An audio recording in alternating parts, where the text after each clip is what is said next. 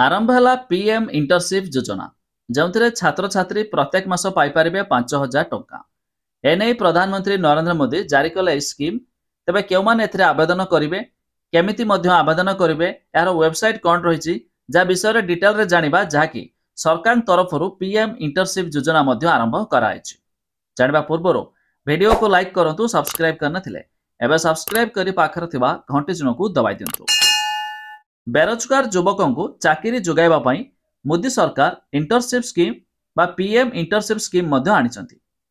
अर्थमंत्री निर्मला सीतारमण 2024-25 आर्थिक वर्ष पई केंद्र बजेट रे पीएम इंटर्नशिप योजना मध्य घोषणा करथिले, जोंथिरे आसंता 5 वर्ष मध्य प्राय 1 कोटी युवक उपकृत हेबे। तबे एही कार्यक्रम रे इंटर्नशिप मानकु मासिक 5,000 टंका भत्ता प्रदान कराजिबो। या सहित सरकार 1 वर्ष पर 6,000 टंका राशि अलग प्रदान करेंगे।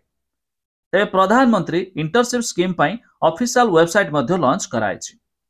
आपण एही योजना पाई केबेठारु आवेदन करेंगे जानतु। तेरे पीएम इंटर्नशिप स्कीम पाई पंजीकरण प्रक्रिया 12 अक्टोबर आरंभ हेबो। आ एही पायलट प्रोजेक्ट रे नाम लेखाइबाकू प्रार्थी माने 25 अक्टोबर पर्यंत निजको पंजीकृत करि पारे। तेबे पोर्टाल रो उद्देश्य होची उपलब्धि पदवी पाई स्वयंचालित भाव में 2 गुण आवेदनकारी को चयन करबा।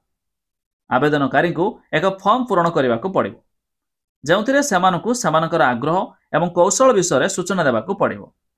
क्यों प्रार्थी क्यों कंपनी पाई उपयुक्त ता पोर्टाल मध्य स्थिर करिवो। प्रत्येक इंटर्नशिप को प्रति मासरे 5,000 टंका स्टाइपेंड पाइबे।